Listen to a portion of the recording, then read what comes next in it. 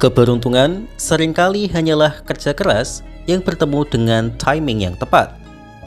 Yap, setidaknya kalimat itu adalah kalimat yang paling sering digunakan untuk mendefinisikan apa itu keberuntungan. Hampir semua orang yang menekuni profesi mereka bekerja keras untuk mengharapkan keberuntungan dalam mencapai kesuksesan.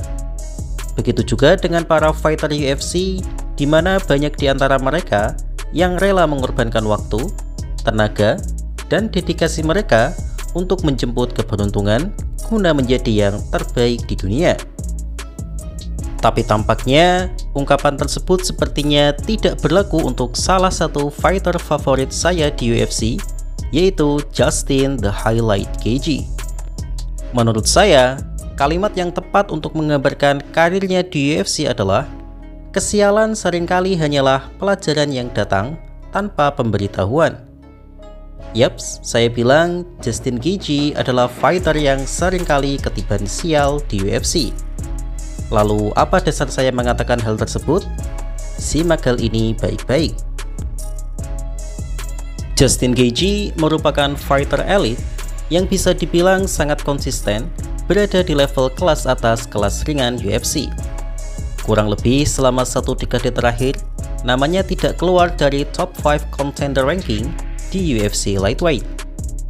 Gaethje berhasil mempertahankan posisinya dari banyak ancaman fighter yang mencoba untuk menembus jajaran elit kelas lightweight.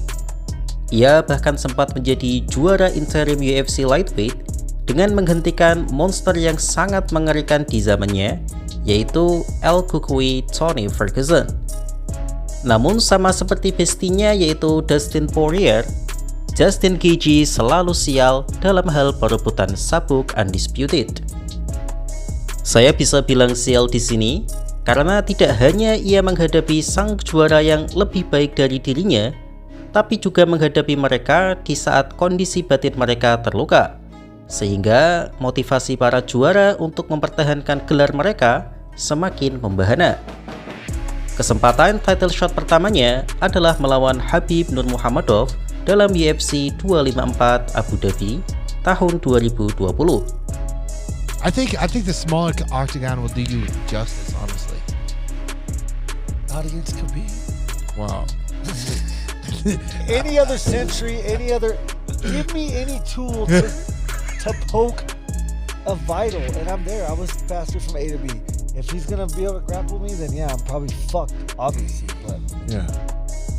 I just said they fought with swords, picks back in the day. Like, give me shit. I'll poke an organ. I promise. You were poking his leg good. That's what I'm telling you. I'll poke an organ. There's no organ in his leg. He was fighting, dude. He was fighting for something. Kita tahu di saat itu Khabib sedang dalam kondisi berduka karena sang ayah Abdul Manap telah wafat. Meskipun dalam suasana duka, tapi justru hal itu menambah motivasi Khabib dalam memenangkan pertandingan. Dan benar saja, Khabib tampil bagaikan monster di malam itu, di mana Gaethje yang sudah mempersiapkan gameplaynya dengan baik dengan susah payah menahan banyak takedown dari Khabib dan melancarkan banyak pukulan terhadap Khabib, tapi Khabib sama sekali tidak bergeming. Big right hand, strike, counter strike, uppercut, hingga leg kick brutalnya sudah ia lancarkan semuanya, dan tak satu pun dari serangan itu yang mampu membuat Khabib mundur. Khabib bagaikan monster yang mematikan indera rasa sakitnya dan bergerak maju sehingga membuat mental Gaethje goyah, dan akhirnya menelan banyak jab dari Khabib dan juga takedownnya yang berujung diakhiri Khabib dengan triangle choke yang sangat indah. Usai pertandingan itu, Gaethje menegaskan bahwa ia sudah berusaha semaksimal mungkin, dan faktanya ia sudah berusaha dengan baik karena ada 2 juri yang memenangkan Gaethje di ronde pertama. Meskipun kontroversial, tapi itu sudah cukup menggambarkan bahwa ronde pertama Gaethje sudah melakukan hal yang jauh lebih baik dari semua lawan yang pernah dihadapi Khabib. Tapi masalahnya, Khabib tampil terlalu overpowered di malam itu, sehingga meskipun Gaethje kalah, ia tidak menyesali kekalahannya itu. Gaethje berkata bahwa Khabib adalah satu-satunya lawan yang ia yakini bahwa jikalau ia tampil lebih baik lagi di malam itu, ia tetap akan kalah. Ya, sejujurnya saya berpendapat bahwa jika ayah Khabib tidak wafat pun, hasilnya tetap sama saja, yaitu Khabib akan menang. Tapi tidak bisa dipungkiri bahwa kewafatan ayahnya membuat motivasi Khabib untuk menang semakin tinggi, karena ia pasti akan mengerahkan segalanya di laga terakhirnya. You know, he has a great jab. His jab is so effective because of his level changes. I mean, you gotta almost pull your hips back anytime he's changing levels. You know, I could have fought him a different way and tried to really stand my ground and not move like I did. You know, you'll never know. I'll never know. But you know, I will move on and keep working and push on to the next one. I'm not sure anybody under 185 pounds in the UFC or in the world could beat that man. Justin Gaethje mendapatkan kesempatan kedua title shotnya di tahun 2022 melawan Charles Oliveira dalam UFC 274. Saat itu Gaethje mengaku sangat percaya diri karena menurutnya Oliveira tak akan bisa men-takedown-nya karena ia berpikir Oliveira bukanlah Khabib. Namun ada satu hal yang membuat semangat Oliveira lebih dari biasanya untuk mengalahkan Justin Gaethje. Hal itu adalah insiden yang terjadi dalam sesi weigh-in, di mana Oliveira yakin bahwa ia sudah memotong berat di 155 pounds, tapi timbangan mengatakan bahwa Oliveira tidak lulus timbangan. Hal ini membuat sabuk undisputed yang dimiliki Oliveira dicabut oleh UFC, sekaligus mendapatkan hukuman bahwa andai Oliveira menang pun, itu tidak dihitung sebagai title defense, melainkan tiket title shot untuk laga selanjutnya.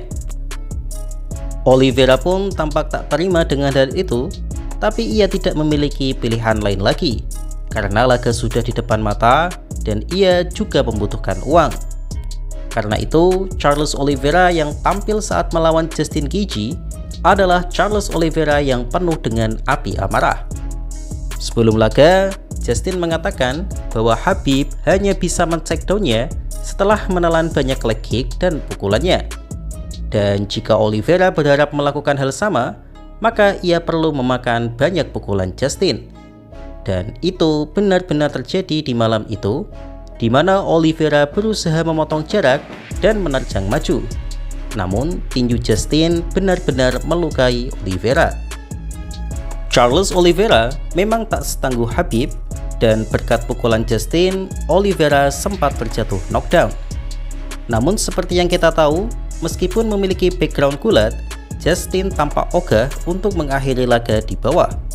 Dan itu adalah kesalahan yang sangat besar, karena Oliveira yang penuh motivasi kembali berdiri, dan di luar dugaan mampu menjatuhkan Justin dengan strike kanannya. Justin pun tampak terkejut dan shock hingga akhirnya Oliveira berhasil mengunci Gaethje di bawah dengan luka di wajahnya. Usai laga itu, Justin mencaci maki dirinya sendiri karena begitu sembrono. Ia mengaku menyesal karena seharusnya ia merasa bisa memenangkan pertandingan itu, tapi ia menyia-nyiakan kesempatan itu. Justin Gaethje pun kembali gagal dalam meraih sabuk undisputed. I think he's going to beat Oliveira. I fought like a complete idiot when I fought Oliveira, so I would love to have that fight back, but Justin's just as good as an option. Dan tibalah kita di timeline sekarang, bahwa Justin Gaethje kembali mendapatkan sabuk interim setelah mengalahkan Paddy Pimblett bulan lalu. Hal itu membuatnya mencetak sejarah sebagai satu-satunya fighter yang meraih 2 kali sabuk interim UFC. Namun tentu saja legacy itu tidak cukup untuk memuaskan hasrat Justin, karena ia kembali mendapatkan kesempatan di title shot agar karirnya tidak berujung sama seperti bestinya, yaitu Dustin Poirier. Dustin Poirier sudah 3 kali mendapatkan title shot di sepanjang karirnya, tapi ia gagal di semua kesempatannya itu. Tentu Gaethje tak ingin bernasib serupa, tapi masalahnya tembok yang menghalangi mimpinya itu tampak terlalu besar, yaitu seorang monster dari Georgia, Spanyol yang bernama Ilia Topuria. Yang membuatnya kembali sial adalah fakta bahwa ia harus kembali melawan juara dengan kondisi terluka hatinya. Yaitu diketahui bahwa Ilia Topuria kehilangan istri tercintanya sekaligus kehilangan hak asuh untuk anak yang sangat ia sayangi. Di titik ini, semua fans Keiji termasuk saya sangat khawatir dengan nasib Keiji nantinya. Jujur saja, di usia Justin yang sekarang, melawan Topuria dalam kondisi normal saja peluangnya sangat tipis. Apalagi dalam kondisi Topuria yang sedang terluka hatinya, yang pastinya ingin sekali menampol orang untuk dijadikan pelampiasan emosinya. Dan faktanya seperti apa yang dikatakan oleh Dan Hooker, bahwa hampir tak ada yang mengatakan Justin Keiji bisa menang dari Topuria. Tapi andai kata kesialan yang menimpa Justin berujung pada keberuntungan dengan Justin menang atas Topuria, maka itu pasti akan menjadi happy ending yang luar biasa untuk menutup kisah gladiator seperti Justin Keiji. Tentu saja saya sebagai fansnya berharap itu terjadi, meskipun secara realistis peluangnya sangat tipis. Jadi bagaimana menurut kalian?